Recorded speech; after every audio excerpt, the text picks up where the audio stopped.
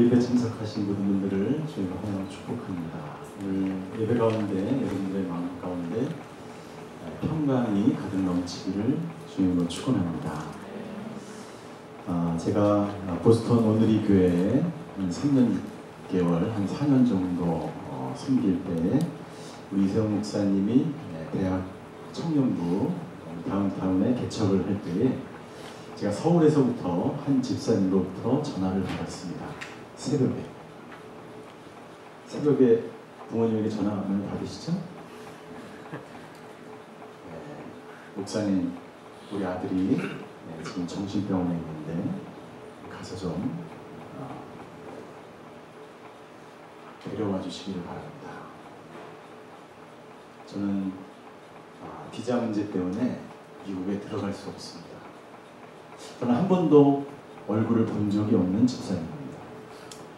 온누리 교회를 다니시는데 저에게 너무나 다급한 나머지 전화를 주셨고, 그 학생은 비자 문제 때문에 한국에도 들어갈 수 없고 그래서 우울증을 앓고 있었어요. 시험이 볼 때면 잠을 자지 않고 한 일주일 동안 잠을 자지 않아요. 다 그런가? 잠을 자지 않고 공부를 하는 것은 좋은데 잠을 자지 않기 때문에 굉장히 마음이 불안합니다.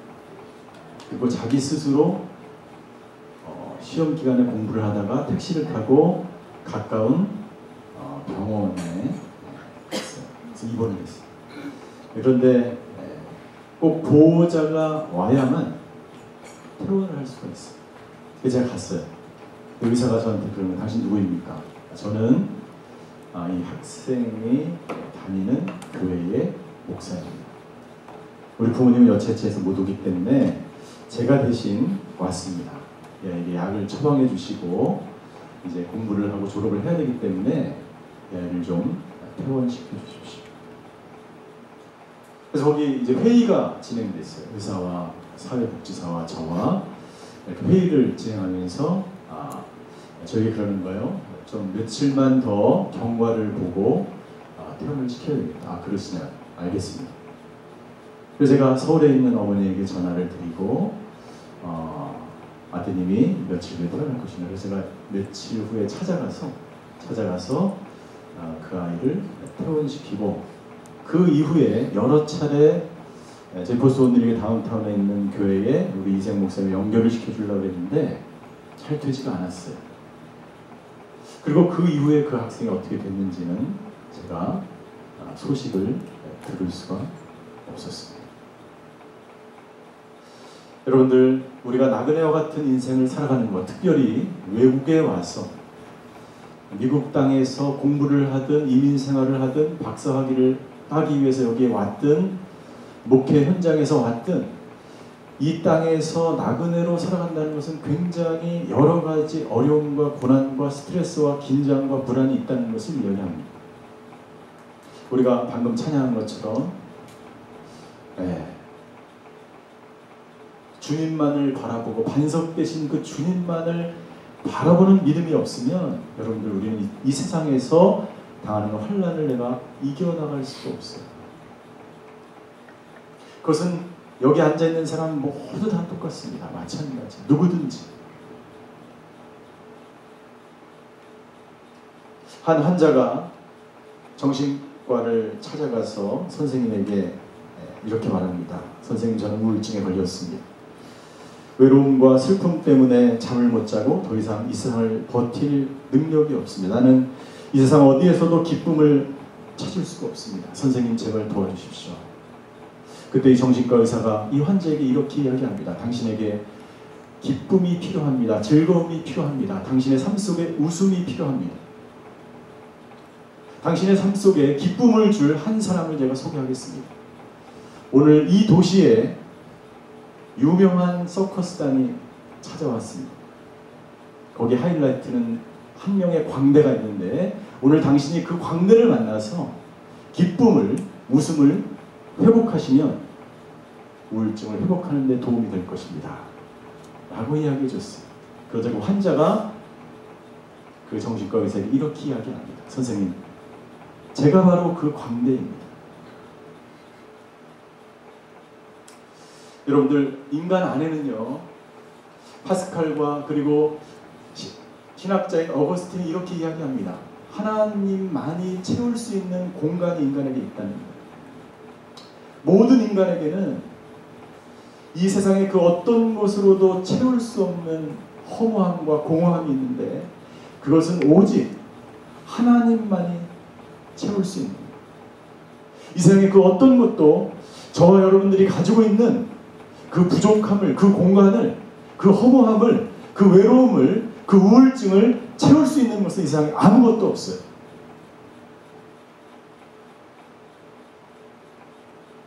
어떤 친구들은 좋은 학점을 따면 그것이 채워줄 것만 같아요.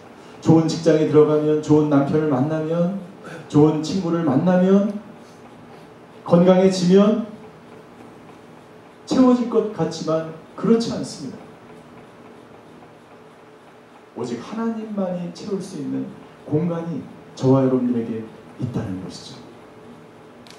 오늘 사도 바울은 저희가 읽은 본문 1절에 보니까 이렇게 우리에게 권면합니다. 하나님과 더불어 화평을 누리라. 화평을 누리라. 저와 여러분들이 하나님과 화평을 누리지 못하게 되면 이 땅 가운데서 다른 그 어떤 곳에서도 화평을 누릴 수 없기 때문입니다. 여러분, 이 세상의 그 어떤 것으로도 내 안에 평강, 하나님과 화평을 누리는 상태를 우리가 평강, 샬롬이라고 이야기합니다. 저와 여러분들이 예배를 드리고 하나님께 기도하고 큐티를 하고 설교 말씀을 듣고 그 모든 것들이 바로 하나님과 화평을 누리기 위한 우리의 몸부림이죠. 우리의 노력이죠. 하나님과 우리가 화평을 누린다. 지속적으로 누리는 그 상태가 바로 샬롬이고 평강인데, 이 샬롬, 이 평강은 어떤 의미가 있냐면요, 유대인들이 샬롬 만나면은 우리는 뭐라고 얘기합니까? 밥 먹었니? 엄마들이 보통 전화 오면 얘기하잖아요. 밥 먹었냐? 뭐 하냐? 근데 유대인들은 만나면은 샬롬이라고 해요. 샬롬은 어떤 뜻이냐면요, 모든 것이 적절한 상태와 모든 것이 적절한 양, 적절한 공간, 모든 것이 조화를 이루는 상태가 바로 샬롬입니다. 그러니까 내가 어디 있든지 올바른 관계, 올바른 힘, 올바른 장소, 올바른 거리, 그 모든 것이 적절한 상태에 있는 것이 평강을 누리는 삶이에요. 이런 거죠. 여러분들, 우리가 제가 저녁에 너무 맛있게 우리 이세영 목사님과 식사를 하고 왔는데 이세영 목사님이 저를 만나고 나서 기분이 너무 좋으셔서 식사 양이 많이 늘었어요. 일주일 동안. 그런데 저녁에 갈비를 먹고 냉면을 먹고 끝나고 나서 팥빙수를 먹고 들어가다가 커피를 마시면서 야식으로 라면을 먹는다. 그러면은 여러분들 밤에 잠이 제대로 올까요? 잠이 잘 안 오겠죠. 두려움 때문에 살이 찐다는? 그것이 아니라 몸의 균형이 깨진 상태예요. 샬롬이 깨진 거예요. 똑같이 영적으로도 마찬가지입니다. 여러분들, 우리는요, 하나님만이 채울 수 있는 공간이 있는데 하나님으로 그 공간이 채워지지 않으면 내 상태가 평안을 이룰 수 없는 거예요. 샬롬을 이룰 수 없는 거예요. 저와 여러분들은 구원을 받고 하나님의 자녀가 되었어요. 오늘 여기 1절에 보니까 의롭다는 인정을 받아서 우리는 의인이 되었어요. 예수 그리스도를 통해서 우리는 하나님의 자녀가 되었어요. 그분과 우리는 평강의 샬롬의 관계를 누리며 이 세상을 살아갈 때에 우리는 가장 조화로운 상태로 이 세상을 살아갈 수가 있어요. 그러나 그것이 깨지면, 조화가 깨지고 적절한 상태, 올바른 상태, 올바른 힘, 균형이 깨지면 어떻게 될까요? 균형이 깨지면 내 안에 기쁨이 사라집니다. 여러분들 하나님을 한번 떠나보세요. 내 안에 기쁨이 사라집니다. 그래서 내가 하나님과 평강을 누리며 하나님과 올바른 관계에 있는 사람, 그 상태의 기준은 뭐냐면 당신 안에 하나님이 주신 기쁨이 있느냐 없느냐가 그것을 체크하는 바로미터예요. 기준이에요.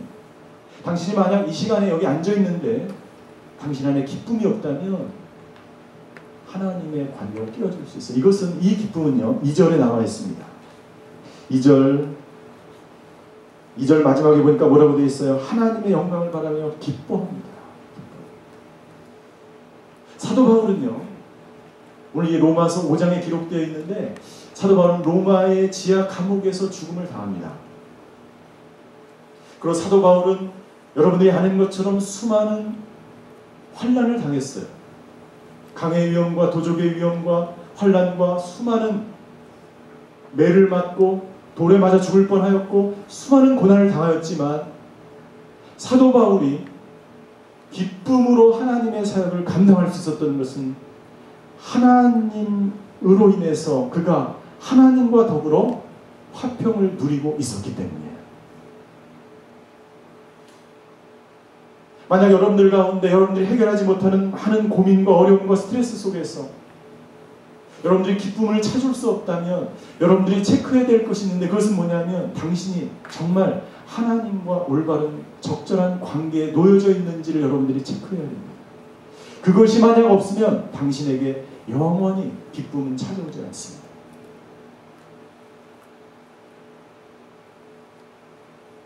하나님과 올바른 관계에 놓여져 있었을 때에 찾아오는 그 기쁨, 그것은 이 세상이 주는 기쁨과 달라요.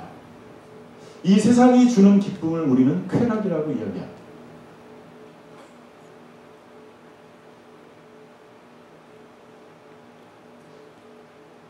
예쁜 옷을 입는 것, 맛있는 것을 먹는 것, 혹은 세상 친구들처럼 술을 먹고 마리아나를 하고, 그 모든 것들은요 쾌락이라고 이야기하고 그것은 일시적이고 순간적이고 사람에게 잠깐의 기쁨을 줍니다. 그것은 쾌락. 그러나 우리가 예배를 드리고 주님을 찾고 하나님과 올바른 상태에 놓여져 있는 그 샬롬은요 우리에게 영원한 기쁨을 우리에게 주고 세상에서 채울 수 없는 그 공허함과 외로움을 채워주는 것이죠. 나는 오늘 저와 여러분들에게 하나님이 주시는 기쁨이 넘치게 되기를 주님으로 축원합니다. 그 기쁨이 당신을 구원할 수 있어요. 그 기쁨이 당신을 회복시킬 수 있고 그 기쁨이 당신을 하나님께 올바른 관계로 놓이게 하는 거예요. 당신이 이 땅 가운데서 이 세상에서 공부를 하든 연구원으로 있든 회사에 있든 하나님으로부터 오는 이 기쁨이 사라지는 그 순간 인간은 방황하게 되고 고뇌하게 되고 우울감과 두려움과 불안과 고통 가운데 하루하루를 살아가는 거죠. 그리고 그것을 무엇으로 메꾸려고 합니까? 세상적인 가치관으로 메꾸려고 하는 거예요. 세상적인 방법으로 메꾸려고 하는 거예요. 더 공부를 잘해서 더 예뻐져서 더 살을 빼서 더 좋은 직장에 들어가서, 그러나 그것은 계속해서 당신의 외로움을 더 가중시킬 겁니다.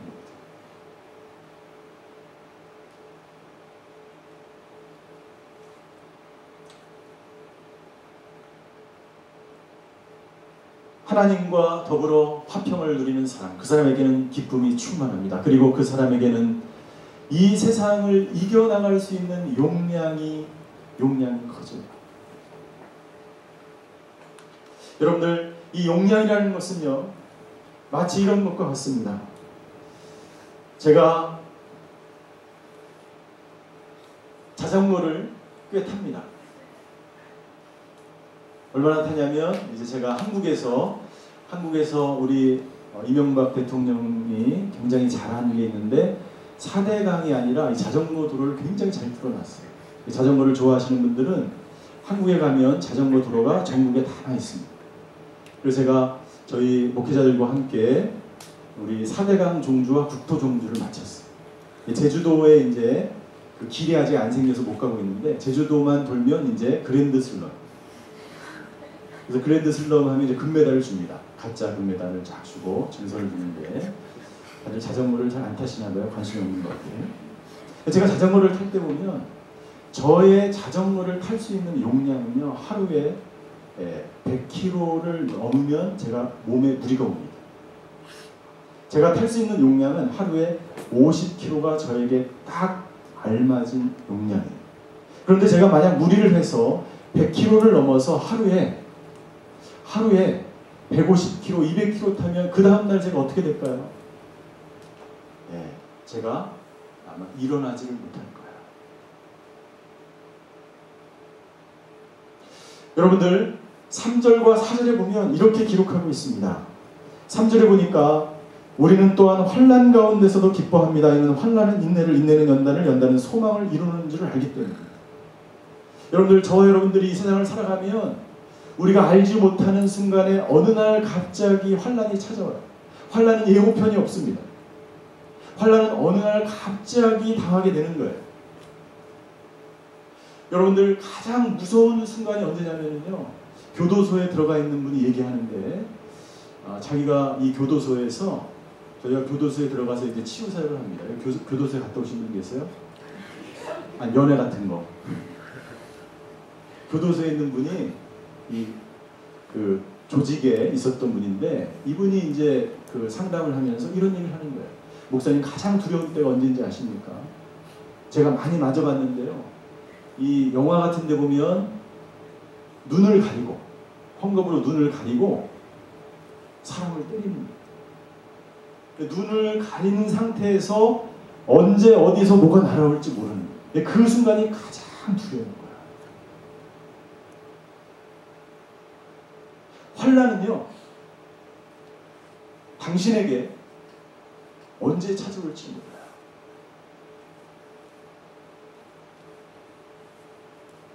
어떻게 환난이 내 안에서 인내를 만들어내는가, 그리고 그것이 결국에는 소망을 이루게 되는가. 여러분들, 환난이 준비되어 있지 않는 사람, 이 용량이 작은 사람, 만약에 우리에게 내 그릇이 50리터예요. 그런데 고통이 100리터의 고통이 찾아오면 어떻게 될까요? 그 고통에 짓눌리는 거예요. 그 고통을 이겨나갈 수 없는 거예요. 그러니까 두려움 가운데 우울증에 걸리고 정신병에 걸리는 거예요. 당신의 용량은 어떻게 됩니까? 당신에게 갑자기 환난과 고통이 찾아올 때 그것을 이겨낼 용량이 당신에게 있습니까? 만약 당신이 그 환난을 이겨낼 수 있는 용량이 된다면 그 환난은 당신에게 소망이 되고 인내가 되고 기쁨이 되는 거예요. 그러나 나에게 그 용량이 없다면 그것은, 그 환난은 고통이 되고 좌절이 되고 절망이 되고 두려움을 갖게 되고 그 고통 가운데 헤매며 이 세상을 살아가게 되는 거죠. 이 용량은 바로 우리 안에 기쁨이 충만할 때, 기쁨의 용량이 고통의 용량보다 더 클 때 그 고통을 이겨나갈 수 있는 것입니다. 그래서 예수님은 요한복음 15장에 이렇게 말씀하셨어요. 요한복음 15장 우리 11절을 한번 보시겠습니다. 11절 같이 한번 읽겠습니다. 시작. 내가 이것들을 너희에게 말하는 것은 내 기쁨이 너희 안에 있어 너희 기쁨이 충만하게 하려는 것이다 라고 말씀하셨어요. 예수님이 내 안에 큰 기쁨이 있는데 이 기쁨이 너희 안에도 있어서 너희 기쁨이 충만하기를 원한다 라고 말씀하셨습니다. 그런데 11절 앞부분에 보니까 내가 이것들을 너희에게 말하는 것은 너희에게 기쁨이 충만하기 원한다고 말씀하세요. 이것이 무엇입니까? 이것은 바로 요한복음 15장 5절을 한번 보시겠습니다. 5절도 같이 한번 읽겠습니다. 시작. 나는 포도나무요 너희는 가지다. 그가 내 안에 있고 내가 그 안에 있으면 그 사람은 많은 열매를 맺는다. 나를 떠나서는 너희가 아무것도 할 수 없다. 요한복음 15장의 그 메시지는요, 포도나무와 가지의 비유입니다. 예수님, 나는 포도나무에 너희는 가지니 내가 내 안에 있으면 너는 많은 열매를 맺고 너는 기쁨이 충만하고 그리고 모든 세상의 환난을 이겨나갈 수 있고 이겨나가면서 그 환난은 고통이 되는 것이 아니라 기쁨으로 변화되고 그것은 소망을 이루어 나가지만 만약 당신이 예수님을 떠나고 가진 당신이 포도나무를 떠나서 주님과 화평을 누리지 못하고 이 세상의 쾌락을 쫓고 세상이 원하는 가치 기준으로 살아가고 당신의 공허와 당신의 외로움과 당신의 불안을 채우기 위해서 다른 곳으로 그것을 메우려고 한다면 당신에게는 아무 열매도 맺을 수 없다라고 예수님이 오늘 저와 여러분들에게 말씀하시는 것입니다. 가장 중요한 것은 당신이 지금 포도나무인 예수님에게 붙들려 있느냐, 가진 당신이 포도나무에 깊이 뿌리박고 있느냐, 그것이 중요한 것입니다. 제가 자주 쓰는 예화 중에 이런 예화가 있어요. 이 영국에 굉장히 오랫동안 가뭄이 들었어요. 영국에 있는 강 이름이 뭐냐면 템스강인데 이 영국에 오랫동안 가뭄이 들어서 이 영국 시내에 있는 모든 가로수들과 모든 나무들이 말라 비틀어지기 시작합니다. 그 나무들, 가로수들에게 물을 줄 수 있는 물조차 없을 정도로 가뭄이 들었어요. 그런데 오래된 600년 된 나무 한 그루가 있었는데 가로수에 그 가로수는 시들지 않는 거예요. 그래서 식물학자들이 조사를 하기 시작했어요. 무엇이? 아니 가뭄에도 이 600년 된 이 나무는 계속해서 싱싱하게 버티고 있었을까? 그래서 그 600년 된 나무를 조사했는데 신기하게요, 이 600년 된 이 나무가 시들지 않는 이유가 있었는데 그것은 뭐냐면 이 나무의 뿌리 중에 하나가 무려 수백 미터 떨어져 있는 그 강에 뻗쳐져 있는 거예요. 그 강에서 가뭄 속에서 템즈강의 그 물 줄기를 이 뿌리가 이 나무에 공급하는 거예요. 여러분들 무엇을 말해주고 있습니까? 우리 주변의 환경이 힘들고 어려워도 당신이 얼마나 많은 고난과 환난이 있는지 잘 모르지만 수없이 그 환난과 고난이 다가올 때에 가장 중요한 것은 당신이 얼마나 깊이 하나님과 교제하고 있고 당신의 뿌리가, 당신의 영성이 얼마나 깊이 하나님의 뿌리를 내리고 있느냐, 당신의 용량을 결정하고 당신의 환난에서 이길 수 있는 능력과 용량을 결정한다는 것입니다. 사랑하는 우리 인투교회 대학 청년 여러분들, 이 세상에서, 이 땅에서 여러분들이 견뎌나갈 수 있는, 여러분들이 이 환난을 이겨나갈 수 있는 단 한 가지 방법, 주님과 화평을 누리는 영성으로 이겨나가요. 다른 것은 없어요. 비상문은 딱 하나예요. 비상문은 오직 예수 그리스도에는 없어요.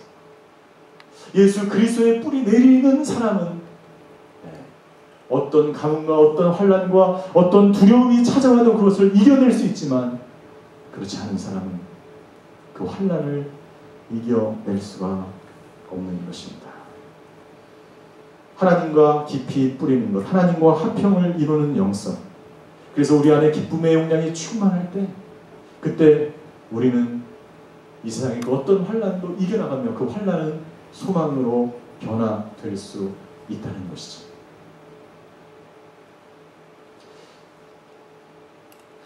지금 한국에서 이순신에 관한 영화가 상영되고 있어요. 명량이라는, 미국에서도 상영되고 있죠.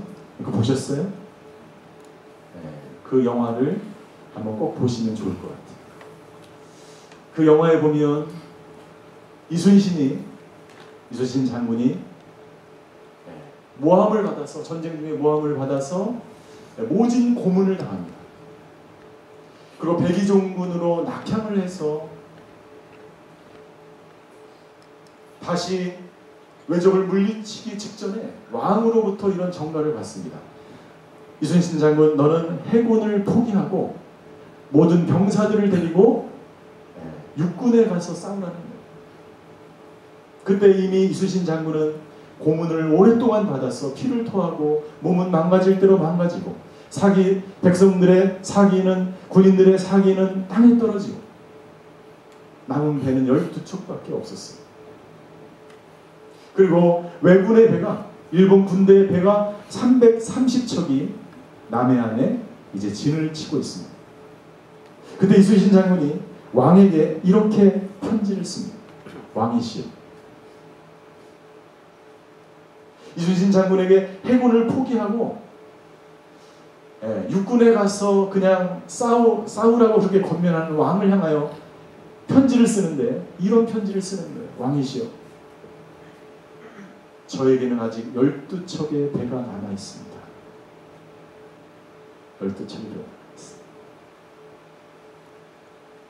12척의 배로 330척과 맞서서 싸웁니다.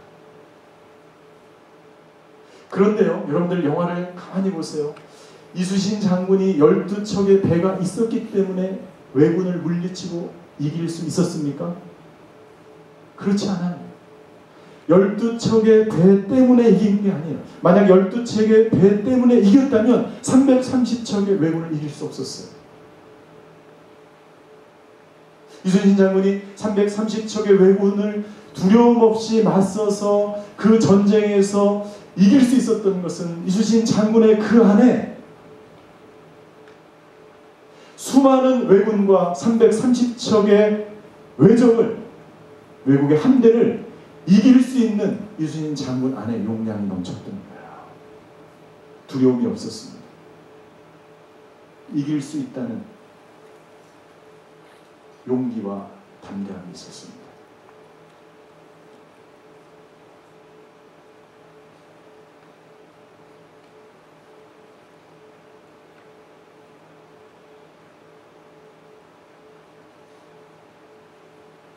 제가 인터넷에서 한 기사를 봤는데요. 우간다 대통령 이름이 요에리 무세벤이라는 대통령이에요. 이 우간다 대통령은 독실한 크리스찬입니다. 그런데 이 대통령이요, 우간다에서 반동성애법에 서명을 하는 그러한 순간이 찾아오게 됩니다. 동성애자들을 엄격하게 처벌하는 법이에요. 반동성애. 우간다 대통령은 독실한 크리스천으로서 미국의 최대 원조를 받고 있었는데, 오바마 미국 대통령이 이 무세베니 대통령에게 만약 당신이 이 반동성애법에 서명하게 되면 연간 4억 달러, 우리 돈으로 4천억 원이 넘는 원조를 끊겠다고 경고를 합니다. 그것은 인권을 반하는 문제이기 때문에 오바마 대통령이 그렇게 했던 것 같아요. 그때 이 무세베니 대통령이 과감하게 내가 미국의 모든 원조를 포기하고 이 반동성애법에 선포를 합니다. 그리고 실제로 서명을 했습니다. 이 대통령에게는 미국의 4억 달러 원조, 아니 그것보다 더 국제적인 사회에서 고립, 그 모든 것들보다도 더 하나님의 법이 우선했던 거예요.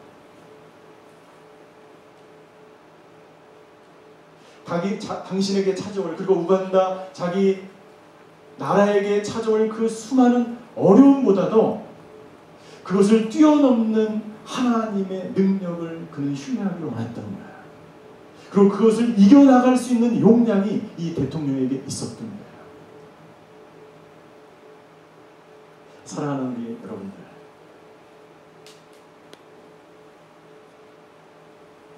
여러분들에게 하나님이 주시는 이 용량이, 이 기쁨의 용량이 넘치게 되기를 주님으로 축원합니다.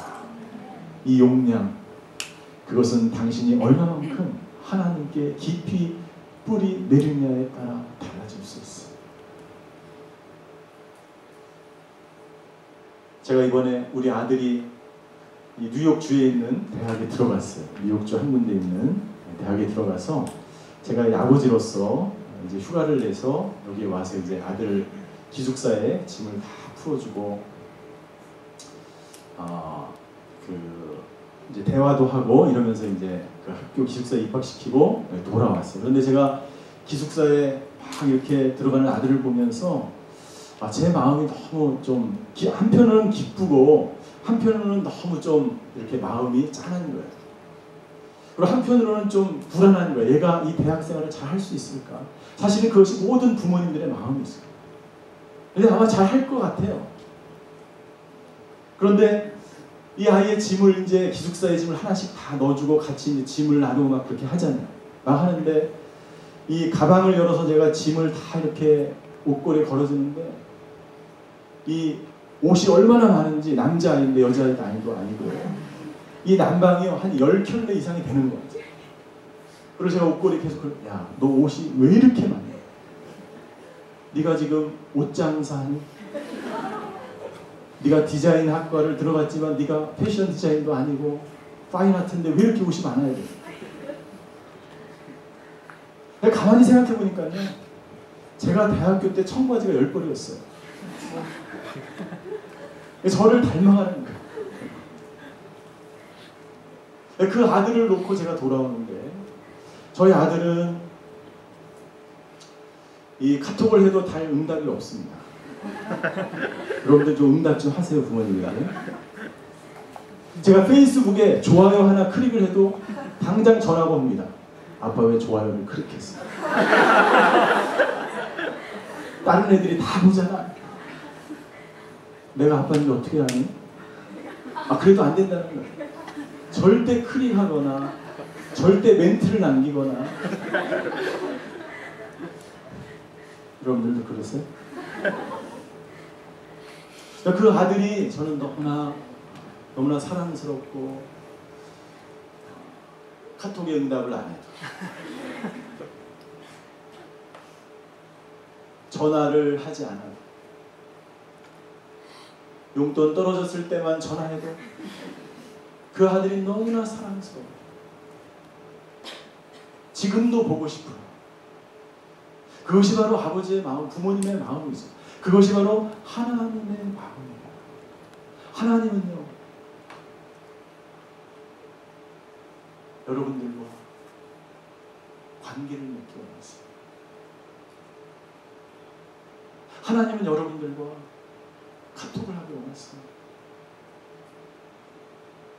하나님은요, 당신이 이 세상에서 기쁨이 충만한 삶을 살아가기 원하세요. 다른 방법은 없어요. 옷을 많이 사보고 머리를 바꿔보고 학점을 더 따보고 더 좋은 직장을 찾아다니면서 잡 헌팅을 하고, 그 모든 것들은 당신에게 기쁨을 가져다 주지 않아요. 오직 아버지 되신 하나님에게 당신이 접속될 때만 당신은 기쁨의 삶을 살 수 있고, 그것이 당신의 용량을 늘려주고, 그리고 그것이 당신이 이 세상에서 환난을 당할 때 그 환난이 소망으로 변하는 놀라운 근원이 되는 줄 믿습니다.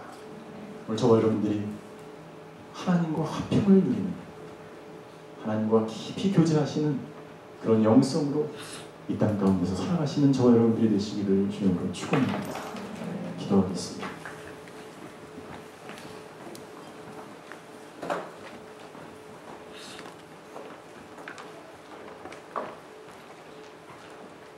사랑의 하나님, 나그네와 같은 삶을 살아가는 저희들, 날마다 알 수 없는 불안과 두려움과 혼란 가운데 살아가는 사람들,